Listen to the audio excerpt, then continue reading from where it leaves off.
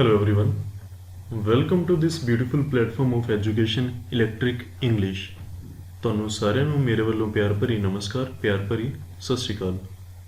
ਜਿਨ੍ਹਾਂ ਨੂੰ ਨਹੀਂ ਪਤਾ ਦੱਸ ਦਈਏ, PSPCL ਦੇ ਐਗਜ਼ਾਮ ਸ਼ੁਰੂ ਹੋ ਰਹੇ ਨੇ ਕੱਲ੍ਹ ਤੋਂ, ਤਾਂ ਤੁਹਾਡੀ ਸਾਰਿਆਂ ਦੀ ਰਿਵੀਜ਼ਨ ਲਈ ਅਸੀਂ ਇੱਕ ਨਵੀਂ ਸੀਰੀਜ਼ ਲੈ ਕੇ ਆਏ ਹਾਂ ਜਿਹਦੇ ਵਿੱਚ ਮੈਥਸ, GS ਤੇ ਇੰਗਲਿਸ਼ ਕਰਵਾਈ ਜਾ ਰਹੀ ਹੈ। ਇਹ ਇਸ ਸੀਰੀਜ਼ ਦੀ ਦੂਸਰੀ ਵੀਡੀਓ ਹੈ। ਇਸ ਵੀਡੀਓ ਦਾ ਫਸਟ ਪਾਰਟ ਆਲਰੇਡੀ ਆ ਚੁੱਕਿਆ, ਤਾਂ ਇਹ ਵੀਡੀਓ ਦੇਖਣ ਤੋਂ ਪਹਿਲਾਂ ਤੁਸੀਂ ਫਸਟ ਪਾਰਟ ਜ਼ਰੂਰ ਦੇਖਿਓ ਤੇ ਤੁਹਾਡੇ ਸਾਰਿਆਂ ਦਾ ਬਹੁਤ ਬਹੁਤ ਥੈਂਕ ਯੂ ਜਿਨ੍ਹਾਂ ਨੇ ਪਹਿਲੀ ਵੀਡੀਓ ਦੀ ਸਪੋਰਟ ਕਰੀ। ਤਾਂ ਸਟਾਰਟ ਕਰਦੇ ਹਾਂ ਆਪਣੀ video without wasting any sort of time. Question number 16 ਪੁਰਾਣੀ ਵੀਡੀਓ ਨੂੰ ਹੀ ਕੰਟੀਨਿਊ ਕਰ ਰਹੇ ਹਾਂ ਆਪਾਂ। The total surface area of a solid hemisphere is 339.12। ਆਪਣੇ ਕੋਲ ਹੈਮੀਸਫੀਅਰ ਹੁੰਦੀ ਹੈ, ਹੈਮੀਸਫੀਅਰ ਦੀ ਸ਼ੇਪ ਹੁੰਦੀ ਹੈ ਕੁਝ ਇਸ ਤਰ੍ਹਾਂ ਦੀ। ਇਸ ਦੇ ਆਪਾਂ ਨੂੰ ਟੋਟਲ ਸਰਫੇਸ ਏਰੀਆ ਦੀ ਵੈਲਿਊ ਦਿੱਤੀ 339.12। ਜਿਹੜਾ ਦਾ ਟੋਟਲ ਸਰਫੇਸ ਏਰੀਆ ਹੁੰਦਾ ਹੈ ਹੈਮੀਸਫੀਅਰ ਦਾ, ਉਹਦਾ ਫਾਰਮੂਲਾ ਹੁੰਦਾ 3πr²। ਇਸ ਦੀ ਵੈਲਿਊ ਆਪਾਂ ਨੂੰ ਗਿਵਨ ਹੈ 339.12। What is the volume? ਜਿਹੜੀ ਇਹ ਹੈਮੀਸਫੀਅਰ ਹੈ ਇਹਦੀ ਵੋਲਿਊਮ ਦਾ ਫਾਰਮੂਲਾ ਹੁੰਦਾ 2/3πr³। ਹੁਣ ਦੇਖਿਆ ਜਾਵੇ ਇਸ ਕੁਐਸਚਨ 'ਚ ਲੌਜਿਕ ਤਾਂ ਕੁਝ ਵੀ ਨਹੀਂ ਹੈਗਾ, ਸਿਰਫ ਕੈਲਕੂਲੇਸ਼ਨਸ ਹੀ ਨੇ। ਤਾਂ ਇਹਨਾਂ ਕੈਲਕੂਲੇਸ਼ਨ ਨੂੰ ਆਪਾਂ ਸੋਲਵ ਕਰਾਂਗੇ, ਆਪਣਾ ਆਨਸਰ ਆ ਜਾਊਗਾ। ਆਪਾਂ ਦੇਖਦੇ ਹਾਂ ਇਹਨਾਂ ਕੈਲਕੂਲੇਸ਼ਨਸ ਨੂੰ ਅਪਰੋਚ ਕਿਵੇਂ ਕਰਨਾ। 3π ਦੀ ਵੈਲਿਊ 22/7, 3.14 ਵੀ ਲੈ ਸਕਦੇ ਹਾਂ, ਕੁਝ ਜ਼ਿਆਦਾ ਫਰਕ ਨਹੀਂ ਪੈਂਦਾ ਉਹਦੇ ਨਾਲ, into r² is equal to 339.12। ਇਹਨੂੰ ਸੋਲਵ ਕਰਨ ਦੀ ਕੋਸ਼ਿਸ਼ ਕਰਦੇ ਹਾਂ। 3 ਇਹਨੂੰ ਕੈਂਸਲ ਕਰੂਗਾ 113 ਨਾਲ 0.04। ਹੁਣ ਜੇ ਆਪਾਂ ਦੇਖੀਏ r² is equal to 113.04 into 7 divided by 22। ਜੇ ਆਪਾਂ ਇਸ ਕੈਲਕੂਲੇਸ਼ਨ ਨੂੰ ਸੋਲਵ ਕਰਨ ਲੱਗ ਜਾਈਏ ਆਪਣਾ ਕਾਫੀ ਟਾਈਮ ਵੇਸਟ ਹੋ ਜਾਊਗਾ। ਇਹਨਾਂ ਕੰਪੀਟੀਟਿਵ ਐਗਜ਼ਾਮਸ 'ਚ ਟ੍ਰਿਕ ਕੀ ਹੁੰਦੀ ਹੈ, ਆਪਾਂ ਨੇ ਆਪਣਾ ਜ਼ਿਆਦਾ ਤੋਂ ਜ਼ਿਆਦਾ ਟਾਈਮ ਬਚਾਉਣਾ ਹੈ। ਉਹ ਬਚਿਆ ਹੋਇਆ ਟਾਈਮ ਆਪਾਂ ਨੇ ਦੂਸਰੇ ਕੁਐਸਚਨਸ ਉੱਪਰ ਯੂਟੀਲਾਈਜ਼ ਕਰਨਾ। ਤਾਂ ਆਪਾਂ ਕੀ ਕਰਾਂਗੇ, ਇੱਥੇ ਵੈਲਿਊ ਯੂਜ਼ ਕਰਕੇ ਦੇਖਾਂਗੇ 3.14 ਡਿਵਾਈਡਡ ਬਾਈ 3.14 ਜੋ ਕਿ ਪਾਈ ਦੀ ਵੈਲਿਊ ਹੁੰਦੀ ਹੈ। ਹੁਣ ਇਹਨੂੰ ਵੀ ਸੋਲਵ ਕਰਾਂਗੇ, ਆਪਣਾ ਕਾਫੀ ਸਾਰਾ ਟਾਈਮ ਵੇਸਟ ਹੋ ਜਾਊਗਾ। ਆਪਾਂ ਕੀ ਕਰਾਂਗੇ, ਅਪਰੋਕਸੀਮੇਸ਼ਨ ਯੂਜ਼ ਕਰਾਂਗੇ। ਇਹ ਵਾਲੀ ਪੁਆਇੰਟ ਵਾਲੀ ਵੈਲਿਊਜ਼ ਨੂੰ ਛੱਡ ਦਿਓ, ਇਗਨੋਰ ਕਰੋ। 113 ਨੂੰ ਡਿਵਾਈਡ ਕਰੋ 3 ਨਾਲ, ਆਪਣੇ ਕੋਲ ਆ ਜਾਊਗਾ 37 ਪੁਆਇੰਟ ਸਮਥਿੰਗ। ਮਤਲਬ ਆਪਣੇ ਕੋਲ r² ਦੀ ਵੈਲਿਊ ਆ ਗਈ ਅਪਰੋਕਸ 37। ਹੁਣ ਤੁਸੀਂ ਚੈੱਕ ਕਰੋ 37 ਦਾ ਕਿਹੜਾ ਨੰਬਰ ਪਰਫੈਕਟ ਸਕੁਅਰ ਹੁੰਦਾ ਹੈ। ਜੀ ਹਾਂ, ਬਿਲਕੁਲ ਸਹੀ, 36। ਇਹੀ ਅਪਰੋਕਸੀਮੇਸ਼ਨ ਨੂੰ ਧਿਆਨ 'ਚ ਰੱਖਦੇ ਹੋਏ ਆਪਣੇ ਕੋਲ r ਦੀ ਵੈਲਿਊ ਆ ਜੂਗੀ 6। ਹੁਣ ਇਹੀ 6 ਆਪਾਂ ਦੂਸਰੀ ਵੈਲਿਊ 'ਚ ਪੁੱਟ ਕਰਾਂਗੇ 2/3 πr³। ਪਾਈ ਦੀ ਵੈਲਿਊ ਆਪਾਂ ਯੂਜ਼ ਕਰਾਂਗੇ 3.14 ਇੰਟੂ r³। r³ ਆਪਣੇ ਕੋਲ ਹੋ ਜਾਊਗਾ 216। 6 ਦਾ ਜਦੋਂ ਸਕੇਲ ਕਰਾਂਗੇ 216। 3 ਇਹਨੂੰ ਕੈਂਸਲ ਕਰੂਗਾ 72 ਨਾਲ। ਹੁਣ ਇਹਦੇ 'ਚ ਵੀ ਆਪਾਂ ਅਪਰੋਕਸੀਮੇਸ਼ਨ ਹੀ ਯੂਜ਼ ਕਰਾਂਗੇ, ਆਪਾਂ ਐਗਜ਼ੈਕਟ ਆਨਸਰ ਨਹੀਂ ਫਾਈਂਡ ਕਰਾਂਗੇ। 3.14 ਦੀ ਮਲਟੀਪਲਾਈ ਕਰਾਂਗੇ 2 ਨਾਲ, ਆਪਣੇ ਕੋਲ ਆ ਜਾਊਗਾ 6.28। 6.28 ਦੀ ਮਲਟੀਪਲਾਈ ਕਰਨੀ ਆਪਾਂ ਨੇ 72 ਨਾਲ। 72 ਨੂੰ ਜਦੋਂ ਆਪਾਂ 6 ਨਾਲ ਮਲਟੀਪਲਾਈ ਕਰਾਂਗੇ ਆਪਣੇ ਕੋਲ ਆਊਗਾ 420 ਪਲੱਸ 12 452। ਹੁਣ ਚੈੱਕ ਕਰਾਂਗੇ ਕਿ ਜਿਹੜਾ ਇਹ ਆਨਸਰ ਹੈ ਕਿਸ ਵੈਲਿਊ ਦੇ ਨੇੜੇ ਹੈ। ਇਹ ਆਨਸਰ ਨੇੜੇ ਹੈ 452.16 ਦੇ। ਆਈ ਹੋਪ ਤੁਹਾਨੂੰ ਸਭ ਨੂੰ ਸਮਝ ਆਇਆ ਹੋਊਗਾ। ਜੇ ਨਹੀਂ ਸਮਝ ਆਇਆ ਵੀਡੀਓ ਨੂੰ ਤੁਸੀਂ ਦੁਬਾਰਾ ਪਲੇ ਕਰਕੇ ਦੇਖ ਸਕਦੇ ਹੋ, ਈਜ਼ੀਲੀ ਸਮਝ ਆ ਜਾਊਗਾ। ਇਸ ਤੋਂ ਬਾਅਦ ਸੋਲਵ ਕਰਦੇ ਹਾਂ ਜੇ ਆਪਾਂ question number 17। A train is running at the speed of 78 km/h. A man is walking at 6 km/h in the same direction. ਹੁਣ ਇਹਦੇ 'ਚ ਇੱਕ ਇੰਪੋਰਟੈਂਟ ਵਰਡ ਹੈ ਸੇਮ ਡਾਇਰੈਕਸ਼ਨ। ਜਦੋਂ ਵੀ ਡਾਇਰੈਕਸ਼ਨ ਸੇਮ ਹੁੰਦੀ ਹੈ ਆਪਣੀ ਰਿਲੇਟਿਵ ਸਪੀਡ ਹੁੰਦੀ ਹੈ ਦੋਨਾਂ ਸਪੀਡਸ ਦਾ ਡਿਫਰੈਂਸ। ਜੇ ਦੋਨਾਂ ਦੀ ਡਾਇਰੈਕਸ਼ਨ ਓਪੋਜ਼ਿਟ ਹੁੰਦੀ ਤਾਂ ਦੋਨਾਂ ਦੀ ਜਿਹੜੀ ਰਿਲੇਟਿਵ ਸਪੀਡ ਆਉਂਦੀ ਦੋਨੋਂ ਸਪੀਡਸ ਦਾ ਪਲੱਸ ਆਉਂਦੀ। ਹੁਣ ਕੀ ਇਹ ਡਾਇਰੈਕਸ਼ਨ ਸੇਮ ਹੈ ਤਾਂ ਜਿਹੜੀ ਰਿਲੇਟਿਵ ਸਪੀਡ ਹੋਊਗੀ ਉਹ ਹੋਊਗੀ 78 - 6 72 km/h। ਅੱਗੇ ਕੁਐਸਚਨ ਪੜ੍ਹਦੇ ਹਾਂ। The train crosses the man completely in 15 seconds. Find the length in meter of the train is। ਹੁਣ ਆਪਣੇ ਕੋਲ ਜਿਹੜਾ ਟਾਈਮ ਗਿਵਨ ਹੈ ਉਹ ਸੈਕਿੰਡਸ ਗਿਵਨ ਹੈ 15 ਸੈਕਿੰਡ। ਤਾਂ ਆਪਾਂ ਜਿਹੜੀ ਇਹ ਸਪੀਡ ਹੈ ਇਹਨੂੰ ਮੀਟਰ ਪਰ ਸੈਕਿੰਡ 'ਚ ਕਨਵਰਟ ਕਰ ਲਾਂਗੇ। ਮੀਟਰ ਪਰ ਸੈਕਿੰਡ 'ਚ ਕਨਵਰਟ ਕਰਨ ਲਈ ਤੁਹਾਨੂੰ ਪਤਾ ਹੀ ਹੋਊਗਾ ਆਪਾਂ ਮਲਟੀਪਲਾਈ ਕਰਾਂਗੇ 5/18 ਨਾਲ। ਹੁਣ ਜਦੋਂ ਤੁਸੀਂ ਇਸ ਵੈਲਿਊ ਨੂੰ ਸੋਲਵ ਕਰੋਗੇ ਤੁਹਾਡੇ ਕੋਲ ਮੀਟਰ ਪਰ ਸੈਕਿੰਡ 'ਚ ਸਪੀਡ ਆ ਜਾਊਗੀ। ਇਹਦਾ ਕੀ ਮਤਲਬ ਹੈ ਕਿ 1 ਮੀਟਰ 'ਚ ਟ੍ਰੇਨ ਇੰਨਾ ਕਵਰ ਕਰੂਗੀ, ਸੌਰੀ 1 ਸੈਕਿੰਡ 'ਚ ਟ੍ਰੇਨ ਇੰਨਾ ਕਵਰ ਕਰੂਗੀ। 1 ਸੈਕਿੰਡ 'ਚ ਇੰਨਾ ਕਵਰ ਕਰੂਗੀ ਤਾਂ 15 ਸੈਕਿੰਡ 'ਚ ਇੰਨਾ ਕਵਰ ਕਰੂਗੀ। ਇਹਨੂੰ ਸਾਰਿਆਂ ਨੂੰ ਆਪਾਂ ਸੋਲਵ ਕਰ ਲੈਣੇ। ਇੱਥੇ ਆਪਣੇ ਕੋਲ ਆ ਜਾਊਗਾ 4 ਦੀ 5 ਨਾਲ ਮਲਟੀਪਲਾਈ ਕਰਾਂਗੇ 20 ਦੀ 15 ਨਾਲ ਮਲਟੀਪਲਾਈ ਕਰਾਂਗੇ 300। ਆਪਣਾ ਆਨਸਰ ਆ ਜਾਊਗਾ ਜੀ 300 ਮੀਟਰ। ਆਈ ਹੋਪ ਸਭ ਨੂੰ ਸਮਝ ਆਇਆ ਹੋਊਗਾ, ਸੌਖਾ ਜਿਹਾ ਕੁਐਸਚਨ ਸੀਗਾ। A sum of rupees 5500 amounts to rupees 6688 in 3 years। ਆਪਾਂ ਨੂੰ ਕੀ ਗਿਵਨ ਹੈ, ਇੱਕ ਪ੍ਰਿੰਸੀਪਲ ਹੈ, ਪ੍ਰਿੰਸੀਪਲ ਦੀ ਵੈਲਿਊ ਹੈ 5500 ਰੁਪਏ। ਇੱਕ ਆਪਾਂ ਨੂੰ ਅਮਾਊਂਟ ਗਿਵਨ ਹੈ, ਅਮਾਊਂਟ ਦੀ ਵੈਲਿਊ ਗਿਵਨ ਹੈ 6888 ਰੁਪਏ। ਹੁਣ ਜੇ ਆਪਾਂ ਅਮਾਊਂਟ ਚੋਂ ਪ੍ਰਿੰਸੀਪਲ ਮਾਈਨਸ ਕਰ ਦਈਏ ਆਪਣੇ ਕੋਲ ਸਿੰਪਲ ਇੰਟਰਸਟ ਆ ਜਾਊਗਾ। ਇੱਥੋਂ ਦੀ ਆਪਣੇ ਕੋਲ ਸਿੰਪਲ ਇੰਟਰਸਟ ਦੀ ਵੈਲਿਊ ਆ ਜਾਊਗੀ 1188 ਰੁਪਏ। ਇਹ ਜਿਹੜਾ ਸਿੰਪਲ ਇੰਟਰਸਟ ਆਇਆ 3 ਸਾਲ ਦਾ ਆਇਆ, ਕਿਉਂਕਿ ਗਿਵਨ ਹੈ ਪ੍ਰਿੰਸੀਪਲ ਤੋਂ ਅਮਾਊਂਟ ਬਣਿਆ 3 ਸਾਲ 'ਚ, ਮਤਲਬ ਇਹਦੇ 'ਚ 3 ਸਾਲ ਦਾ ਸਿੰਪਲ ਇੰਟਰਸਟ ਐਡ ਹੋਊਗਾ। What will be the amount of the same sum in 6 years। ਹੁਣ ਆਪਾਂ ਨੂੰ ਟਾਈਮ ਦੇਤਾ 6 years। ਆਪਾਂ ਫਾਈਂਡ ਕਰਨਾ ਕਿ ਇੰਨੇ ਸਾਲ ਬਾਅਦ ਆਪਣਾ ਅਮਾਊਂਟ ਕਿੰਨਾ ਹੋਊਗਾ। ਹੁਣ ਇਹ 'ਚ ਟਾਈਮ ਵੇਸਟ ਸਟੂਡੈਂਟ ਕਿਵੇਂ ਕਰਦੇ ਨੇ, ਉਹ ਪਹਿਲਾਂ ਕੀ ਫਾਈਂਡ ਕਰਨਗੇ, ਆਰ ਕਿਵੇਂ ਫਾਈਂਡ ਕਰਨਗੇ, P into R into T divided by 100 is equal to simple interest. ਇਹ ਵਾਲਾ ਬਕਵਾਸ ਦਾ ਫਾਰਮੂਲਾ ਯੂਜ਼ ਕਰਕੇ ਇਹਦੇ 'ਚ ਤੁਸੀਂ P ਦੀ ਵੈਲਿਊ ਪੁੱਟ ਕਰੋਗੇ, R ਨੂੰ R ਲਿਖੋਗੇ, T ਨੂੰ ਲਿਖ ਦੋਗੇ 3 ਸਾਲ ਦਾ ਵਿਆਜ ਲਿਖ ਦੋਗੇ 1188। ਇਹਨੂੰ ਸੋਲਵ ਕਰੋਗੇ ਤੁਹਾਡੇ ਕੋਲ R ਆ ਜਾਊਗੀ। ਫਿਰ ਉਹੀ ਤੁਸੀਂ R ਪੁੱਟ ਕਰੋਗੇ ਇਸ ਟਾਈਮ ਨਾਲ, ਫਿਰ ਉਹਦੇ ਨਾਲ ਤੁਹਾਡਾ ਸਿੰਪਲ ਇੰਟਰਸਟ ਆ ਜਾਊਗਾ। ਉਹੀ ਸਿੰਪਲ ਇੰਟਰਸਟ ਤੁਸੀਂ ਪ੍ਰਿੰਸੀਪਲ 'ਚ ਐਡ ਕਰੋਗੇ, ਤੁਹਾਡੇ ਕੋਲ ਅਮਾਊਂਟ ਆਊਗਾ। ਕਾਫੀ ਟਾਈਮ ਵੇਸਟ ਹੋਊਗਾ, ਬਟ ਆਪਾਂ ਨੇ ਇਹ ਵਾਲਾ ਬਕਵਾਸ ਦਾ ਮੈਥਡ ਨਹੀਂ ਯੂਜ਼ ਕਰਨਾ। ਆਪਾਂ ਕੀ ਕਰਾਂਗੇ, 3 ਸਾਲ ਦੇ ਸਿੰਪਲ ਇੰਟਰਸਟ ਤੋਂ 1/4 ਸਾਲ ਦੇ ਸਿੰਪਲ ਇੰਟਰਸਟ ਨੂੰ ਫਾਈਂਡ ਕਰਾਂਗੇ। ਹੁਣ ਤੁਹਾਨੂੰ ਪਤਾ ਹੈ ਕਿ 3 ਸਾਲ ਦਾ ਸਿੰਪਲ ਇੰਟਰਸਟ ਇੰਨਾ ਹੈ। ਜੇ ਆਪਾਂ 6 ਸਾਲ ਦਾ ਫਾਈਂਡ ਕਰਨਾ ਹੋਵੇ ਫਾਈਂਡ ਕਰ ਸਕਦੇ ਹਾਂ? ਜੀ ਹਾਂ, ਬਿਲਕੁਲ ਫਾਈਂਡ ਕਰ ਸਕਦੇ ਹਾਂ। ਆਪਾਂ ਇਹਨੂੰ 2 ਨਾਲ ਮਲਟੀਪਲਾਈ ਕਰ ਦਾਂਗੇ। 2 ਨਾਲ ਕਿਉਂ ਮਲਟੀਪਲਾਈ ਕਰਾਂਗੇ, 3 ਦਾ 6 ਹੋਇਆ ਮਤਲਬ ਡਬਲ ਹੋਇਆ, ਤਾਂ ਸਿੰਪਲ ਇੰਟਰਸਟ ਵੀ ਆਪਾਂ ਨੂੰ ਡਬਲ ਹੀ ਮਿਲੂਗਾ।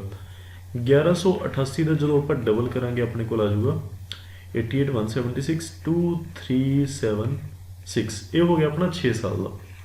ਬਟ ਆਪਾਂ ਫਾਈਂਡ ਕਰਨਾ 6 ਈਅਰ ਦਾ।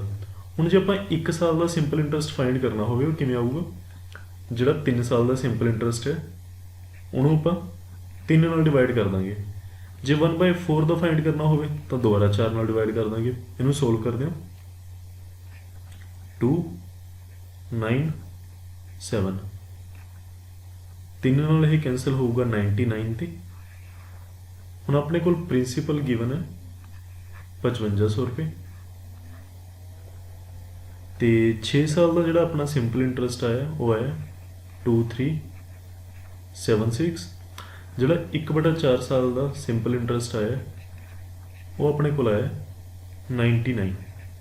ਇਹ ਹੋ ਗਿਆ ਪ੍ਰਿੰਸੀਪਲ 'ਚ ਜਦੋਂ ਆਪਾਂ ਸਿੰਪਲ ਇੰਟਰਸਟ ਐਡ ਕਰ ਦਾਂਗੇ ਆਪਣੇ ਕੋਲ ਆਨਸਰ ਆ ਜਾਊਗਾ 6 + 9 5। ਸਾਰਿਆਂ ਦੀ ਯੂਨਿਟ ਡਿਜਿਟ 5 ਹੈ। ਅੱਗੇ ਆਪਾਂ ਨੂੰ ਸੋਲਵ ਕਰਨਾ ਪਊਗਾ 7 + 9 16 17। ਹੁਣ ਚੈੱਕ ਕਰੋ 75 ਹੈਗਾ ਕਿਤੇ, ਹਾਂ ਸੀ 75।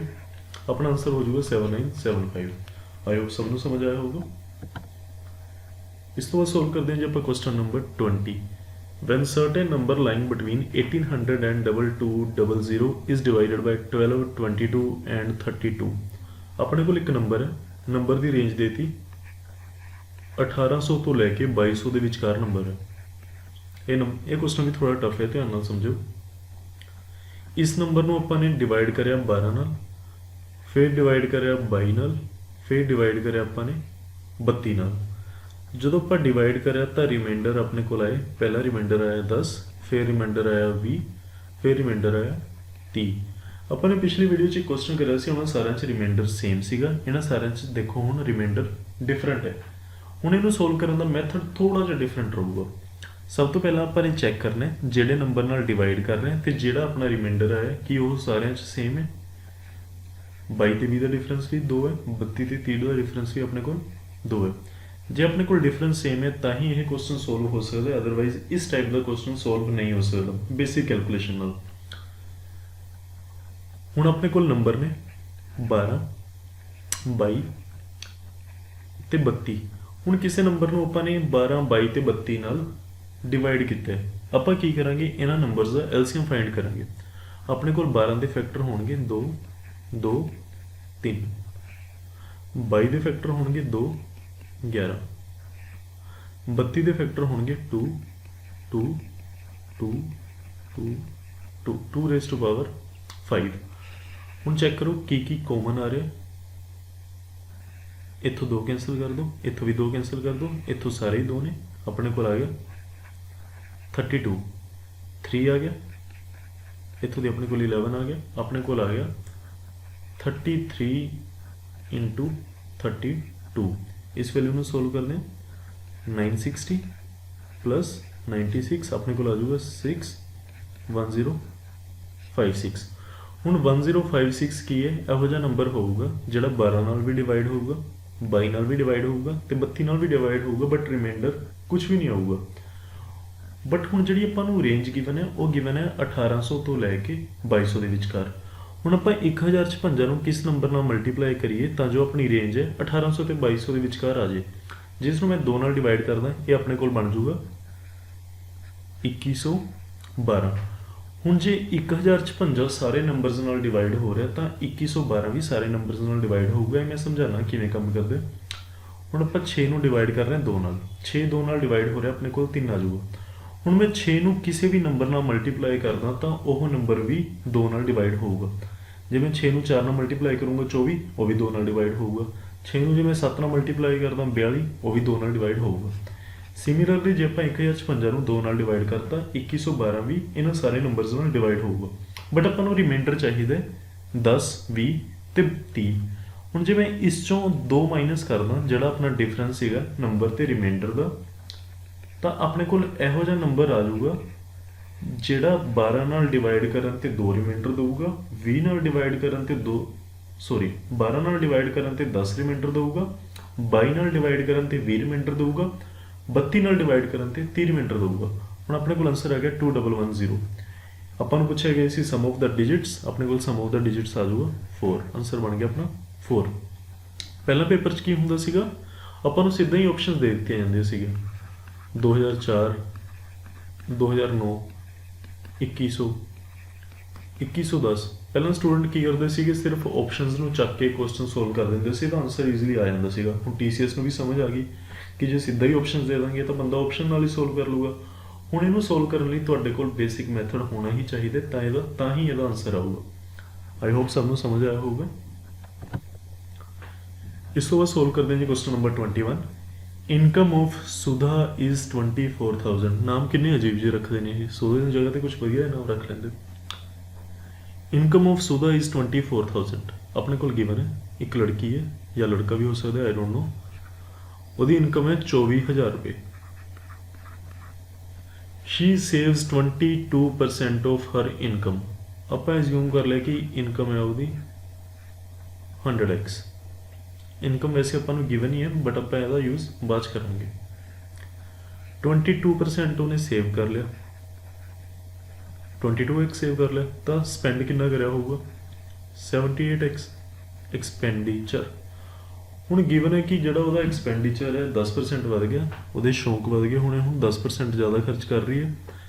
78% ਦਾ 10% ਹੋਊਗਾ 7.8x। ਤਾਂ ਹੁਣ ਜਿਹੜਾ ਖਰਚ ਕਰ ਰਹੀ ਹੋਊਗੀ ਜਾਂ ਕਰ ਰਿਹਾ ਹੋਊਗਾ ਉਹ ਆਊਗਾ ਆਪਣੇ ਕੋਲ 85.8x। ਟੋਟਲ ਸੀਗਾ 100x, 85.8 ਹੁਣ ਖਰਚ ਹੋ ਰਿਹਾ, ਤਾਂ ਸੇਵਿੰਗ ਕਿੰਨੀ ਹੋ ਰਹੀ ਹੋਊਗੀ 14.2x। ਪਹਿਲਾਂ ਇਹਦੀ ਸੇਵਿੰਗ ਸੀਗੀ 22x, ਹੁਣ ਹੋ ਗਈ 14.2x। ਤਾਂ ਜਿਹੜਾ ਸੇਵਿੰਗ 'ਚ ਡਿਕਰੀਜ਼ ਆਇਆ ਉਹ ਕਿੰਨਾ ਆਇਆ 7.8x। 7.8x ਦਾ ਆ ਗਿਆ ਡਿਕਰੀਜ਼। ਹੁਣ ਆਪਾਂ ਸੇਵਿੰਗ ਐਜ਼ਿਊਮ ਕਰੀ ਸੀ 100x, ਇਹਦੀ ਵੈਲਿਊ ਹੋ ਗਈ 24,000। ਇੱਥੋਂ ਦੀ ਆਪਣੇ ਕੋਲ x ਦੀ ਵੈਲਿਊ ਆ ਜਾਊਗੀ 240। 240 ਨੂੰ ਆਪਾਂ 7.8 ਨਾਲ ਮਲਟੀਪਲਾਈ ਕਰਾਂਗੇ, ਆਪਣੇ ਕੋਲ ਈਜ਼ੀਲੀ ਆਂਸਰ ਆ ਜਾਊਗਾ। ਚੈੱਕ ਕਰਦੇ ਹਾਂ ਕਿੰਨਾ ਆਂਸਰ ਆ ਰਿਹਾ 24 ਦੀ 7 ਨਾਲ ਮਲਟੀਪਲਾਈ ਕਰਾਂਗੇ 168 ਯਾਨੀ ਕਿ 1680 ਰੁਪਏ। 24 ਦੀ ਆਪਾਂ 8 ਨਾਲ ਮਲਟੀਪਲਾਈ ਕਰਾਂਗੇ 192। ਇਹਨਾਂ ਦੋਨਾਂ ਨੂੰ ਐਡ ਕਰਦੇ ਹਾਂ 2 8 + 9 17 17 + 1 18 1872। ਇਹਨੂੰ ਸੋਲਵ ਕਰਾਂਗੇ ਤੁਹਾਡੇ ਕੋਲ ਆਨਸਰ ਆ ਜਾਊਗਾ 1872। ਆਈ ਹੋਪ ਸਭ ਨੂੰ ਸਮਝ ਆਇਆ ਹੋਊਗਾ। ਪਲੀਜ਼ ਵੀਡੀਓ ਨੂੰ ਦੁਬਾਰਾ ਦੇਖ ਲਿਓ। A plus B can complete a certain work in 18 days। ਦੋ ਬੰਦੇ ਨੇ A ਤੇ B ਰਲ ਮਿਲ ਕੇ ਵਧੀਆ ਪ੍ਰੇਮ ਪਿਆਰ ਨਾਲ ਕੰਮ ਕਰ ਰਹੇ ਨੇ। ਕੰਮ ਹੋ ਗਿਆ 18 ਦਿਨਾਂ 'ਚ। They can complete the same work in 10 days along with the C। ਹੁਣ ਇੱਕ ਹੋਰ ਬੰਦਾ ਆ ਗਿਆ ਇਹਨਾਂ 'ਚ A plus B plus C। ਉਹ ਵੀ ਵਿਹਲਾ ਹੋਊਗਾ, ਕਹਿੰਦਾ ਚਲੋ ਮੈਂ ਵੀ ਹੈਲਪ ਕਰ ਦਿੰਦਾ। ਹੁਣ ਤਿੰਨਾਂ ਨੇ ਕੰਮ ਕਰਤਾ 10 ਦਿਨਾਂ 'ਚ। Then C alone can complete the 66 2/3 of the original work in। ਹੁਣ ਆਪਾਂ ਨੇ ਇਕੱਲੇ C ਤੋਂ ਕੰਮ ਕਰਵਾਉਣਾ ਹੈ, ਕੰਮ ਸਾਰਾ ਨਹੀਂ ਕਰਵਾਉਣਾ। 66 2/3% ਇਹਦੀ ਫ੍ਰੈਕਸ਼ਨ ਵੈਲਿਊ ਹੁੰਦੀ ਹੈ 2/3। ਹੁਣ ਆਪਾਂ ਕੁਝ ਵੀ ਆਪਣੀ ਮਰਜ਼ੀ ਦਾ ਵਰਕ ਐਜ਼ਿਊਮ ਕਰ ਲਾਂਗੇ। ਉਹ ਵਰਕ ਹੋਊਗਾ ਜੋ 18 ਤੇ 10 ਨਾਲ ਡਿਵਾਈਡ ਹੋਊਗਾ। ਆਪਾਂ ਐਜ਼ਿਊਮ ਕਰ ਲਿਆ 90। ਹੁਣ ਇੱਥੋਂ ਦੀ ਆਪਣੇ ਕੋਲ A plus B the efficiency ਆ ਗਈ 5। A plus B the efficiency ਆ ਗਈ 5। A plus B plus C the efficiency ਆ ਗਈ 9। ਇੱਥੋਂ ਦੀ ਆਪਾਂ ਈਜ਼ੀਲੀ C ਦੀ ਐਫੀਸ਼ੀਐਂਸੀ ਫਾਈਂਡ ਕਰ ਸਕਦੇ ਹਾਂ। 9 ਚੋਂ 5 ਨੂੰ ਮਾਈਨਸ ਕਰ ਦਾਂਗੇ ਤਾਂ ਸਿਰਫ C ਦੀ ਐਫੀਸ਼ੀਐਂਸੀ ਬਚੂਗੀ। C ਦੀ ਐਫੀਸ਼ੀਐਂਸੀ ਬਚ ਗਈ 4। ਮਤਲਬ C ਇੱਕ ਦਿਨ 'ਚ 4 ਕੰਮ ਕਰੂਗਾ। ਹੁਣ ਆਪਾਂ ਨੇ ਕੰਮ ਟੋਟਲ ਨਹੀਂ ਕਰਵਾਉਣਾ। ਆਪਾਂ ਨੂੰ ਗਿਵਨ ਹੈ 66 2/3% ਯਾਨੀ ਕਿ 2/3 ਕੰਮ ਕਰਵਾਉਣਾ ਜਿੰਨਾ ਵੀ ਟੋਟਲ ਹੈ। ਟੋਟਲ ਹੈ ਆਪਣੇ ਕੋਲ 90। ਇਹਦਾ 2/3 ਕਿਸ ਤੋਂ ਕਰਵਾਉਣਾ ਹੈ? C ਤੋਂ। C ਇੱਕ ਦਿਨ 'ਚ ਕੰਮ ਕਰੂਗਾ 4। ਇਹਨੂੰ ਸੋਲਵ ਕਰਾਂਗੇ ਆਪਣਾ ਈਜ਼ੀਲੀ ਆਂਸਰ ਆ ਜਾਊਗਾ 30 30 × 2 60 60 / 4। ਆਪਣਾ ਆਂਸਰ ਆ ਜਾਊਗਾ 15 days। ਈਜ਼ੀ ਜਿਹਾ ਕੁਐਸਚਨ ਸੀਗਾ। ਆਈ ਹੋਪ ਸਭ ਨੂੰ ਸਮਝ ਆਇਆ ਹੋਊਗਾ। Question number 23. The income of A is 70% more than the income of B। A the income 70% ਜ਼ਿਆਦਾ ਜਿੰਨੀ ਵੀ B ਦੀ ਇਨਕਮ ਹੋਊਗੀ। ਆਪਾਂ ਨੇ B ਦੀ ਇਨਕਮ ਐਜ਼ਿਊਮ ਕਰ ਲਈ 100 ਤਾਂ ਆਪਣੇ ਕੋਲ A ਦੀ ਇਨਕਮ ਆ ਜਾਊਗੀ 170। The income of C is 60% less than the sum of incomes of A and B। A ਤੇ ਜਿਹੜੀ B ਦੀ ਦੋਨਾਂ ਦੀ ਮਿਲ ਕੇ ਇਨਕਮ ਆਊਗੀ ਉਹ ਆਊਗੀ 270 ਰੁਪਏ। 60% ਘੱਟ ਹੈ ਤਾਂ ਮਤਲਬ ਕਿੰਨੇ ਪਰਸੈਂਟ ਹੋਊਗੀ? 40% ਹੋਊਗੀ C ਦੀ ਇਨਕਮ। 270 ਦਾ 40% ਹੋ ਜਾਊਗਾ ਆਪਣੇ ਕੋਲ 108 ਰੁਪਏ। By what percent the income of A more than the income of C। ਹੁਣ ਜਿਹੜੀ A ਦੀ ਇਨਕਮ ਹੈ C ਤੋਂ ਕਿੰਨੇ ਪਰਸੈਂਟ ਜ਼ਿਆਦਾ ਹੈ? A ਦੀ ਇਨਕਮ ਹੈ 170 ਰੁਪਏ, C ਦੀ ਇਨਕਮ ਹੈ 108 ਰੁਪਏ। ਤਾਂ ਜਿਹੜਾ ਇਨਕਰੀਜ਼ ਆ ਗਿਆ ਉਹ ਆ ਗਿਆ 62 ਰੁਪੀਸ। 62 ਕੰਪੇਅਰ ਕਰਨਾ ਆਪਾਂ ਨੇ 108 ਨਾਲ। ਮਲਟੀਪਲਾਈ 'ਚ ਆ ਜਾਊਗਾ 100% ਫਾਈਂਡ ਕਰਨ ਲਈ। ਸੋਲਵ ਕਰਦੇ ਹਾਂ ਇਹਨੂੰ। ਅਪਰੋਕਸੀਮੇਟ ਹੀ ਕਿਹਾ ਇਹਨਾਂ ਨੇ ਤਾਂ ਆਪਾਂ ਵੀ ਅਪਰੋਕਸੀਮੇਟ ਹੀ ਕਰਾਂਗੇ। ਨੰਬਰ 4 ਨਾਲ ਡਿਵਾਈਡ ਕਰਾਂਗੇ 27। ਇੱਥੇ ਆ ਜਾਊਗਾ ਆਪਣੇ ਕੋਲ 25। ਇਹਨੂੰ ਡਿਵਾਈਡ ਕਰਦੇ ਹਾਂ 2 8 ਅਪਰੋਕਸੀਮੇਟ 2.3। ਮਲਟੀਪਲਾਈ ਕਰਾਂਗੇ 25 2 ਨਾਲ ਮਲਟੀਪਲਾਈ ਕਰਾਂਗੇ 50। 25 ਦੀ 0.3 ਨਾਲ ਮਲਟੀਪਲਾਈ ਹੋਊਗੀ 7.5। ਤਾਂ ਅਪਰੋਕਸੀਮੇਟ ਜਿਹੜਾ ਆਂਸਰ ਹੈ ਆਪਣਾ ਆ ਜਾਊਗਾ 757.5। ਚੈੱਕ ਕਰੋ ਸਭ ਤੋਂ ਨੇੜੇ ਆਪਸ਼ਨ ਕਿਹੜੀ ਹੈ। ਜੀ ਹਾਂ, ਆਪਸ਼ਨ ਨੰਬਰ 3 ਆਂਸਰ ਆ ਜਾਊਗਾ 57.4।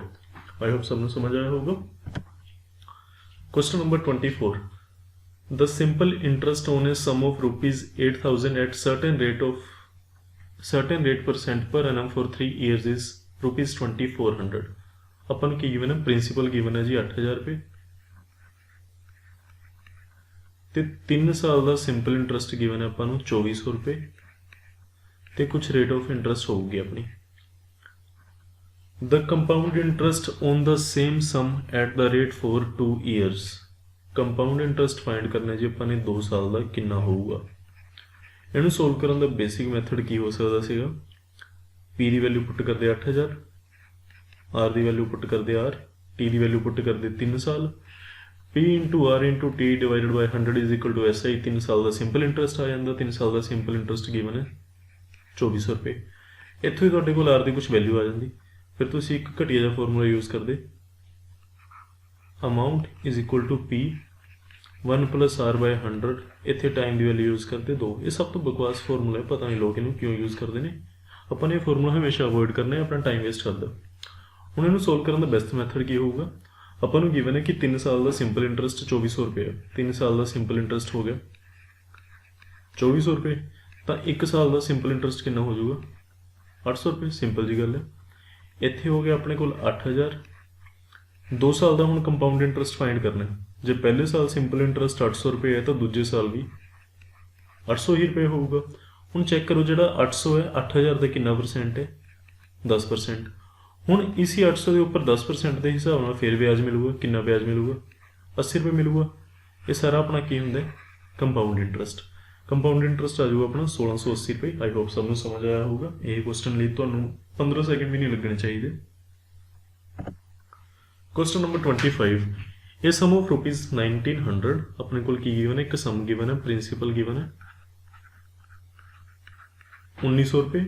ਇਹ 2299 ਹੋ ਜਾਂਦਾ ਹੈ ਐਟ ਸਰਟਨ ਰੇਟ % ਪਰ ਐਨਮ। ਅਮਾਊਂਟ ਹੋ ਗਿਆ ਜੀ ਆਪਣਾ 2299 ਰੁਪਏ ਤੇ ਇੰਟਰਸਟ ਵੀ ਗਿਵਨ ਆਪਾਂ ਨੂੰ ਕੰਪਾਊਂਡ ਇੰਟਰਸਟ ਹੈ। ਟਾਈਮ ਗਿਵਨ ਹੈ 2 ਸਾਲ। What is the simple interest on the same sum for the same time and same rate? ਆਪਾਂ ਨੇ ਫਾਈਂਡ ਕਰਨਾ ਜੀ ਸਿੰਪਲ ਇੰਟਰਸਟ ਕਿੰਨਾ ਹੋਊਗਾ। ਹੁਣ ਆਪਣੇ ਕੋਲ ਹੈਗਾ 1900 ਪ੍ਰਿੰਸੀਪਲ, ਇੱਥੇ ਆਇਆ ਹੋਊਗਾ ਆਪਣੇ ਕੋਲ ਸਿੰਪਲ ਇੰਟਰਸਟ, ਇੱਥੇ ਆਊਗਾ ਸਿੰਪਲ ਇੰਟਰਸਟ, ਇੱਥੇ ਆਇਆ ਹੋਊਗਾ SI ਦੇ ਉੱਪਰ SI। ਇਹ ਸਾਰੇ ਨੂੰ ਮਿਲਾ ਕੇ ਬਣਿਆ ਹੋਊਗਾ ਕੰਪਾਊਂਡ ਇੰਟਰਸਟ। ਇਸੇ ਕੰਪਾਊਂਡ ਇੰਟਰਸਟ ਦੀ ਆਪਣੇ ਕੋਲ ਵੈਲਿਊ ਆ ਜੂਗੀ 399 ਰੁਪਏ। 2299 ਚ ਜਦੋਂ ਆਪਾਂ 1900 ਮਾਈਨਸ ਕਰਾਂਗੇ ਆਪਣੇ ਕੋਲ ਆਊਗਾ 399 ਰੁਪਏ। ਹੁਣ ਜਿਹੜੇ 399 ਰੁਪਏ ਨੇ ਇਹ ਚ ਕੀ ਹੋਊਗਾ 2 ਸਾਲ ਦਾ ਸਿੰਪਲ ਇੰਟਰਸਟ ਪਲੱਸ 1 ਸਾਲ ਦਾ ਸਿੰਪਲ ਇੰਟਰਸਟ ਉੱਪਰ ਇੰਟਰਸਟ। ਹੁਣ ਆਪਾਂ ਚੈੱਕ ਕਰਾਂਗੇ 399 ਦੇ ਸਭ ਤੋਂ ਨੇੜੇ ਵਾਲੀ ਵੈਲਿਊ ਕਿਹੜੀ ਹੈ। ਇਹ ਆਪਸ਼ਨ ਤਾਂ ਐਲੀਮੀਨੇਟ ਹੋ ਗਿਆ, ਨਹੀਂ ਹੋ ਸਕਦਾ। 380 ਵੀ ਹੋ ਸਕਦਾ ਹੈ, 356 ਵੀ ਹੋ ਸਕਦਾ ਹੈ, 354 ਵੀ ਹੋ ਸਕਦਾ ਹੈ। ਦੇਖਦੇ ਹਾਂ ਕਿਹੜਾ ਆਨਸਰ ਆਊਗਾ।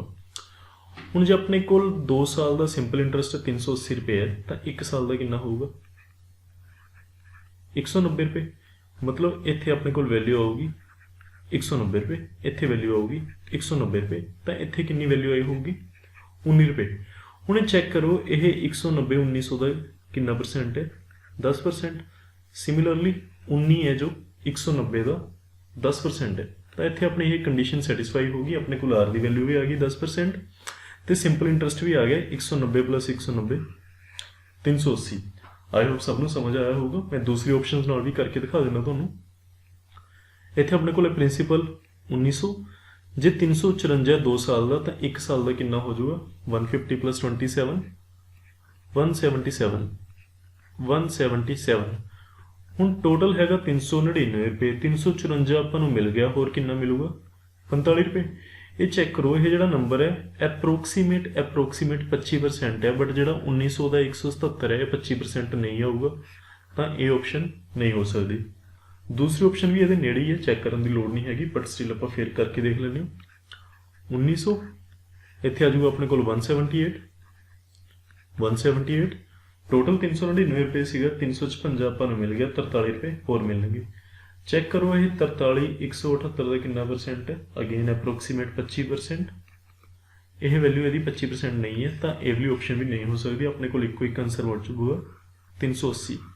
ਇਹਨੂੰ ਤੁਸੀਂ ਬੇਸਿਕ ਮੈਥਡ ਨਾਲ ਵੀ ਸੋਲਵ ਕਰ ਸਕਦੇ ਸੀਗੇ, ਬਟ ਉਹਦੇ ਨਾਲ ਕਾਫੀ ਟਾਈਮ ਵੇਸਟ ਹੋ ਜਾਊਗਾ। ਜਿਵੇਂ ਕਿ ਮੈਂ ਪਿਛਲੇ ਕੁਐਸਚਨ 'ਚ ਦੱਸਿਆ ਆਪਾਂ ਨੇ ਪੇਪਰ 'ਚ ਕੀ ਕਰਨਾ, ਜ਼ਿਆਦਾ ਤੋਂ ਜ਼ਿਆਦਾ ਟਾਈਮ ਬਚਾਉਣਾ, ਉਹੀ ਬਚਿਆ ਹੋਇਆ ਟਾਈਮ ਬਾਕੀ ਕੁਐਸਚਨਸ ਦੇ ਉੱਪਰ ਯੂਟੀਲਾਈਜ਼ ਕਰਨਾ ਹੈ। ਜੇ ਤੁਸੀਂ ਬਚਿਆ ਹੋਇਆ ਟਾਈਮ ਯੂਟੀਲਾਈਜ਼ ਕਰੋਗੇ ਤਾਂ ਹੀ ਤੁਸੀਂ ਆਪਣੇ ਬਾਕੀਆਂ ਦੇ ਕੰਪੀਟੀਟਰ ਤੋਂ ਅੱਗੇ ਨਿਕਲ ਸਕਦੇ ਹੋ, ਅਦਰਵਾਈਜ਼ ਤੁਸੀਂ ਸਾਰਿਆਂ ਦੇ ਨਾਲ ਪਿੱਛੇ ਹੀ ਰਹਿ ਜਾਓਗੇ। ਇਸ ਤੋਂ ਬਾਅਦ ਜੀ ਆਪਣੀ ਸ਼ਿਫਟ ਨੰਬਰ 2। ਇਹ ਪੇਪਰ ਵੀ ਆਪਣਾ 3 ਅਗਸਤ ਨੂੰ ਹੀ ਹੋਇਆ ਸੀਗਾ। ਇਸ ਪੇਪਰ ਦਾ ਟਾਈਮ ਸੀ ਸ਼ਾਮ ਨੂੰ 4:30 ਵਜੇ ਤੋਂ ਲੈ ਕੇ ਸ਼ਾਮ ਨੂੰ 6:30 ਵਜੇ ਤੱਕ। Second shift the question number 1, A sum of dash amounts to 9960 in 4 years। ਆਪਾਂ ਨੂੰ ਕੀ ਗਿਵਨ ਹੈ, ਇੱਕ ਪ੍ਰਿੰਸੀਪਲ ਹੋਊਗਾ, ਉਹ ਅਮਾਊਂਟ ਬਣ ਗਿਆ 4 ਸਾਲ ਬਾਅਦ 9960 ਰੁਪਏ, and amounts to 11805 in 7 years। ਇਹੀ ਸੇਮ ਪ੍ਰਿੰਸੀਪਲ 7 ਸਾਲ ਬਾਅਦ ਅਮਾਊਂਟ ਬਣ ਗਿਆ 11805 ਰੁਪਏ at -% per annum simple interest। The values of P and R are respectively। ਆਪਾਂ ਨੇ ਪ੍ਰਿੰਸੀਪਲ ਤੇ R% ਦੀ ਵੈਲਿਊ ਫਾइंड ਕਰਨੀ ਹੈ। ਈਜ਼ੀ ਹੈ ਕੁਐਸਚਨ ਹੈ। ਆਪਾਂ ਨੂੰ ਕੀ ਗਿਵਨ ਹੈ, ਇੱਕ ਅਮਾਊਂਟ 7 ਸਾਲ ਬਾਅਦ ਦਾ, ਇੱਕ ਅਮਾਊਂਟ 4 ਸਾਲ ਬਾਅਦ ਦਾ। ਮਤਲਬ ਜੇ ਮੈਂ दूसरे अमाउंट चों पहला अमाउंट माइनस करूँगा मेरे को 3 साल का सिंपल इंटरस्ट आ जाऊगा। सोल्व करने वैल्यू 5 चो 0 गए 5, 10 चो 6 गए 4, 117 चो 99 माइनस करांगे अपने को आ जाऊगा 1845। 3 साल का सिंपल इंटरस्ट है 1845 रुपये। इत्थों की अपने को 1 साल का सिंपल इंटरस्ट आ जाऊगा 615 रुपये। 4 साल का सिंपल इंटरस्ट आ जाऊगा 2460 रुपये। ਹੁਣ ਪਹਿਲੇ ਅਮਾਊਂਟ 'ਚ ਕੀ ਹੋਊਗਾ, ਪ੍ਰਿੰਸੀਪਲ ਪਲੱਸ 4 ਸਾਲ ਦਾ ਸਿੰਪਲ ਇੰਟਰਸਟ, ਇਹਦੀ ਵੈਲਿਊ ਆਪਣੇ ਕੋਲ 9960। 4 ਸਾਲ ਦਾ ਸਿੰਪਲ ਇੰਟਰਸਟ ਆਇਆ ਆਪਣੇ ਕੋਲ 2460 ਰੁਪਏ। ਜੇ ਆਪਾਂ 2460 9960 ਚੋਂ ਮਾਈਨਸ ਕਰਾਂਗੇ ਆਪਣੇ ਕੋਲ ਪ੍ਰਿੰਸੀਪਲ ਆ ਜਾਊਗਾ 7500। ਹੁਣ ਆਪਸ਼ਨ ਚੈੱਕ ਕਰੋ ਕਿੱਥੇ ਕਿੱਥੇ 7500 ਹੈ, ਆਪਸ਼ਨ 2 ਐਂਡ ਆਪਸ਼ਨ 4 ਦੋਨਾਂ 'ਚੋਂ ਕੋਈ ਵੀ ਆਨਸਰ ਹੋ ਸਕਦਾ, ਇਸ ਲਈ ਹਜੇ ਵੀ ਇਹਨੂੰ ਆਪਾਂ ਅੱਗੇ ਸੋਲਵ ਕਰਾਂਗੇ। ਪੀ ਦੀ ਵੈਲਿਊ ਆ ਗਈ 7500, ਆਪਾਂ ਨੇ ਆਰ ਫਾइंड ਕਰਨਾ। ਆਰ ਕਿਵੇਂ ਫਾइंड ਕਰ ਸਕਦੇ ਹਾਂ, 1 ਸਾਲ ਦਾ ਸਿੰਪਲ ਇੰਟਰਸਟ, ਇਹਨੂੰ ਆਪਾਂ ਪ੍ਰਿੰਸੀਪਲ ਨਾਲ ਡਿਵਾਈਡ ਕਰਾਂਗੇ, 100 ਨਾਲ ਮਲਟੀਪਲਾਈ ਕਰਾਂਗੇ, ਆਪਣੇ ਕੋਲ ਰੇਟ ਆਫ ਇੰਟਰਸਟ ਆ ਜਾਊਗੀ। 1 ਸਾਲ ਦਾ ਸਿੰਪਲ ਇੰਟਰਸਟ ਆਪਣੇ ਕੋਲ ਕਿੰਨਾ 615 ਰੁਪਏ, ਡਿਵਾਈਡ ਕਰਾਂਗੇ 7500 ਨਾਲ, ਮਲਟੀਪਲਾਈ ਆ ਜਾਊਗਾ 100। ਦੋਨੋਂ ਜ਼ੀਰੋ ਕੈਂਸਲ ਹੋ ਜਾਣਗੇ, ਨੰਬਰ ਡਿਵਾਈਡ ਹੋਣਗੇ 5 ਤੇ 15। ਇਹਨੂੰ ਜਦੋਂ ਆਪਾਂ 5 ਨਾਲ ਡਿਵਾਈਡ ਕਰਾਂਗੇ ਆਪਣੇ ਕੋਲ ਆ ਜਾਊਗਾ 123। 123 ਨੂੰ 15 ਨਾਲ ਡਿਵਾਈਡ ਕਰਾਂਗੇ ਆਪਣੇ ਕੋਲ ਆ ਜਾਊਗਾ 8.2। ਆਪਣਾ ਆਨਸਰ ਆ ਜਾਊਗਾ ਆਪਸ਼ਨ ਨੰਬਰ 2 7508.2%। आई होप सब ਨੂੰ ਸਮਝ ਆਇਆ ਹੋਊਗਾ, ਕੁਝ ਵੀ ਨਹੀਂ ਸੀਗਾ ਕੁਐਸਚਨ 'ਚ। ਇਸ ਤੋਂ ਬਾਅਦ ਜੀ ਆਪਣੇ ਕੋਲ question number 2, A solid metallic right circular cone of height 18 cm and base radius 9 cm। अपने को की गिवन है, एक कोन गिवन है, कोन की शेप होंगी है कुछ ਇਹੋ जी। सॉरी मैं ड्राइंग बहुत वधिया नहीं है, प्लीज़ एडजस्ट करो। ਇਹਦਾ ਆਪਾਂ ਨੂੰ रेडियस देता 9 ਤੇ हाइट देती 18। Is melted and recast into hemisphere. ਇਹਨੂੰ मेल्ट करके ਆਪਾਂ ने एक हेमीस्फेयर बनाती ਤੇ ਆਪਾਂ फाइंड की करना है, total surface area of the hemisphere. Total surface area ਹੁੰਦਾ 3πr²। ਤੁਸੀਂ ਇੱਕ ਚੀਜ਼ ਯਾਦ ਰੱਖਿਓ, ਬਹੁਤ ਇੰਪੋਰਟੈਂਟ ਹੈ, ਜਦੋਂ ਵੀ ਇੱਕ ਚੀਜ਼ ਨੂੰ ਮੈਲਟ ਕਰਕੇ ਦੂਸਰੀ ਚੀਜ਼ ਮੈਲਟ ਕਰਦੇ ਆ ਤਾਂ ਆਪਣੇ ਕੋਲ ਵੋਲਿਊਮ ਹਮੇਸ਼ਾ ਸੇਮ ਰਹਿੰਦੀ ਹੈ। ਜੇ ਇਹਦੀ ਵੋਲਿਊਮ 100 ਸੀਗੀ ਤਾਂ ਇਹਦੀ ਵੋਲਿਊਮ ਵੀ 100 ਆਊਗੀ, ਜੇ ਇਹਦੀ ਵੋਲਿਊਮ 200 ਹੈ ਤਾਂ ਇਹਦੀ ਵੀ 200 ਆਊਗੀ। ਏਰੀਆ ਵੇਰੀ ਕਰ ਸਕਦਾ ਬਟ ਜਿਹੜੀ ਵੋਲਿਊਮ ਹੈ ਹਮੇਸ਼ਾ ਸੇਮ ਰਹੂਗੀ। ਆਪਣੇ ਕੋਲ ਜਿਹੜਾ ਕੋਨ ਹੈ ਉਹਦੀ ਵੋਲਿਊਮ ਹੁੰਦੀ ਹੈ 1/3 ਪਾਈ r² h। ਹੈਮੀਸਫੀਅਰ ਦੀ ਵੋਲਿਊਮ ਹੁੰਦੀ ਹੈ 2/3 ਪਾਈ r³। ਹੁਣ ਇਹਨੂੰ ਆਪਾਂ ਸੋਲਵ ਕਰਨੇ ਵੈਲਿਊਜ਼ ਫਿਲ ਕਰਕੇ 1/3 ਇੰਟੂ ਪਾਈ r² ਦੀ ਵੈਲਿਊ ਹੋ ਜਾਊਗੀ ਆਪਣੇ ਕੋਲ 9 × 9, h ਦੀ ਵੈਲਿਊ ਹੋ ਜਾਊਗੀ 18। ਇਹ ਵੈਲਿਊਜ਼ ਆਪਾਂ ਨੂੰ ਗਿਵਨ ਨੇ। ਦੂਸਰੀ ਸਾਈਡ 2/3 ਪਾਈ ਇੰਟੂ r³। ਪਾਈ ਨਾਲ ਪਾਈ ਕੈਂਸਲ ਹੋ ਜਾਊਗੀ, 3 ਨਾਲ 3 कैंसल हो गया, 2 कैंसल करूँगा 18 ਨੂੰ 9 ਨਾਲ। ਇੱਥੋਂ ਦੀ ਆਪਣੇ ਕੋਲ r³ ਦੀ ਵੈਲਿਊ ਆ ਗਈ 9 × 9 × 9, ਮਤਲਬ r ਦੀ ਵੈਲਿਊ ਹੋ ਜੂਗੀ 9। ਹੁਣ ਆਪਾਂ ਸਿੰਪਲ r ਦੀ ਵੈਲਿਊ ਪੁੱਟ ਕਰਾਂਗੇ, ਆਪਣੇ ਕੋਲ ਟੋਟਲ ਸਰਫੇਸ ਏਰੀਆ ਆ ਜਾਊਗਾ 3π × r², 9 × 9। ਆਨਸਰ 'ਚ ਦੇਖੋ ਸਾਰਿਆਂ 'ਚ ਪਾਈ ਅਵੇਲੇਬਲ ਹੈ, ਮਤਲਬ ਪਾਈ ਨੂੰ ਆਪਾਂ ਨੇ ਸੋਲਵ ਨਹੀਂ ਕਰਨਾ, ਸਿਰਫ ਇਹਨਾਂ ਦੀ ਮਲਟੀਪਲਾਈ ਕਰਾਂਗੇ।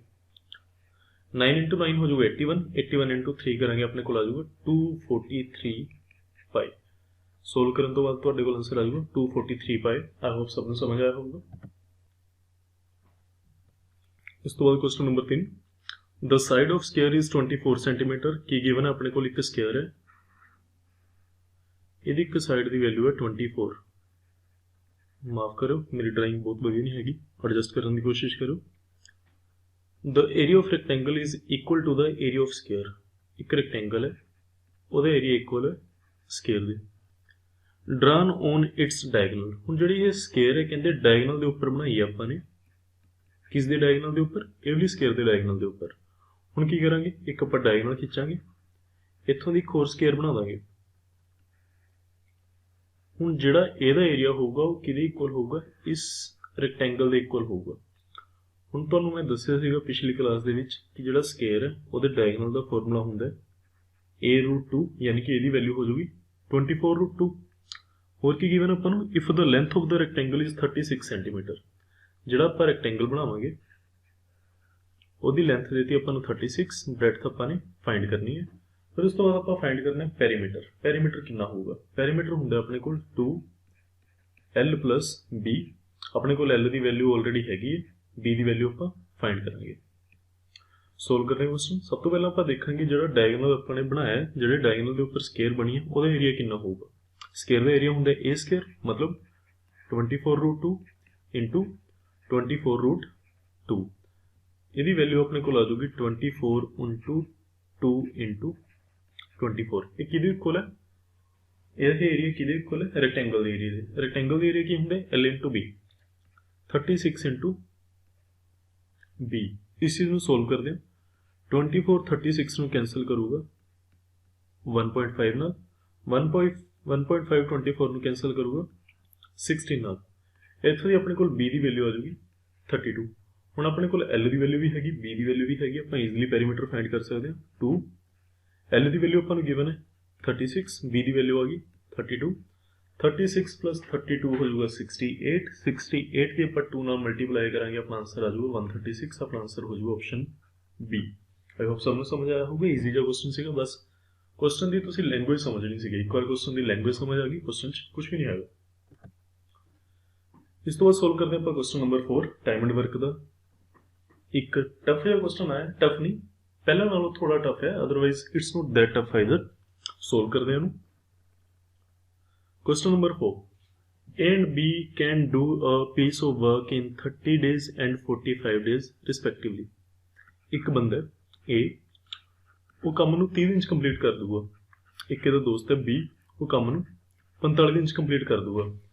They work together for 6 days. ਇਹਨਾਂ ਨੇ ਕੰਮ ਕੀਤਾ ਦੋਨਾਂ ਨੇ ਮਿਲ ਕੇ 6 ਦਿਨ ਲਈ। ਕਿਸ ਨੇ ਕੀਤਾ? A + B ਨੇ। The remaining work was completed by C alone in 16 days. Remaining कम सिर्फ सी ने किया 16 days. A and C together can complete what part of the total work? A + C दोनों मिलके टोटल का कितना काम खत्म कर देंगे किन्ने दिनों च? In 10 days. I hope question तो सबको समझ आ गया होगा। सोल्व कर देंगे। ਹੁਣ ਇਹ 'ਚ ਆਪਾਂ ਕੀ ਕਰਾਂਗੇ? ਸਭ ਤੋਂ ਪਹਿਲਾਂ A ਤੇ B ਦੀ ਐਫੀਸ਼ੀਐਂਸੀ ਫਾਈਂਡ ਕਰਾਂਗੇ। ਆਪਾਂ ਟੋਟਲ ਵਰਕ ਐਜ਼ਿਊਮ ਕਰ ਲਿਆ 90, ਕਿਉਂਕਿ 90 30 ਨਾਲ ਵੀ ਡਿਵਾਈਡ ਹੋਊਗਾ, 45 ਨਾਲ ਵੀ ਡਿਵਾਈਡ ਹੋਊਗਾ। ਇੱਥੋਂ ਦੀ ਆਪਣੇ ਕੋਲ A ਦੀ ਐਫੀਸ਼ੀਐਂਸੀ ਆ ਗਈ 3, B ਦੀ ਐਫੀਸ਼ੀਐਂਸੀ ਆ ਗਈ 2। ਹੁਣ ਇਹਨਾਂ ਦੋਨਾਂ ਦੀ ਮਿਲ ਕੇ ਇੱਕ ਦਿਨ ਦੀ ਜਿਹੜੀ ਐਫੀਸ਼ੀਐਂਸੀ ਆ ਗਈ 5 ਆ ਗਈ। ਇੱਕ ਦਿਨ 'ਚ ਇਹ 5 ਕੰਮ ਕਰ ਸਕਦੇ ਨੇ, ਤਾਂ 6 ਦਿਨ 'ਚ ਕਿੰਨਾ ਕਰ ਦੇਣਗੇ? 30 ਯੂਨਿਟਸ। ਹੁਣ 30 ਯੂਨਿਟਸ ਤਾਂ ਕੰਪਲੀਟ ਹੋ ਗਏ ਤੇ ਸੀ ਨੇ ਸਿਰਫ ਰਿਮੇਨਿੰਗ ਕੰਮ ਕਰਿਆ। ਸੀ ਨੇ ਰਿਮੇਨਿੰਗ ਕਿੰਨਾ ਕਰਿਆ ਹੋਊਗਾ? 60 ਯੂਨਿਟਸ। 60 ਯੂਨਿਟਸ ਕੰਪਲੀਟ ਕਰਨ ਲਈ ਸੀ ਨੂੰ ਲੱਗੇ 16 ਦਿਨ। ਇੱਥੋਂ ਹੀ ਆਪਣੇ ਕੋਲ ਸੀ ਦੀ ਐਫੀਸ਼ੀਐਂਸੀ ਆ ਜਾਊਗੀ 60 ਡਿਵਾਈਡਡ ਬਾਈ 16। ਦੋਨੋਂ ਨੰਬਰ 4 ਨਾਲ ਡਿਵਾਈਡ ਹੋਣਗੇ, ਆਪਣੇ ਕੋਲ ਆ ਜਾਊਗਾ 15 ਡਿਵਾਈਡਡ ਬਾਈ 4।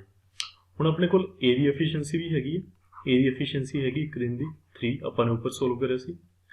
C ਦੀ ਐਫੀਸ਼ੀਐਂਸੀ ਹੈਗੀ ਇੱਕ ਦਿਨ ਦੀ 15/4। ਆਪਾਂ ਇਹ ਚੈੱਕ ਕਰਾਂਗੇ ਦੋਨੋਂ ਮਿਲ ਕੇ 10 ਦਿਨ 'ਚ ਕਿੰਨਾ ਕੰਮ ਕਰ ਦੇਣਗੇ। ਦੋਨੋਂ ਤੋਂ ਮਿਲ ਕੇ ਕੰਮ ਕਰਵਾਉਣਾ 15/4 + 3। ਇੱਥੋਂ ਆ ਜਾਊਗਾ ਆਪਣੇ ਕੋਲ 27/4।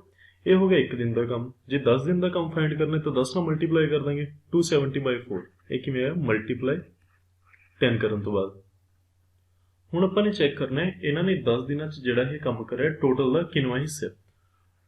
ਇਹਨੂੰ ਉੱਪਰ ਰੱਖ ਲਾਂਗੇ, ਅਪੋਨ 'ਚ ਆ ਜਾਊਗਾ 4, ਅਪੋਨ 'ਚ ਆ ਜਾਊਗਾ ਟੋਟਲ ਵਰਕ। ਟੋਟਲ ਵਰਕ ਕਿੰਨਾ ਰਿਜ਼ਿਊਮ ਕਰਿਆ ਆਪਾਂ ਨੇ?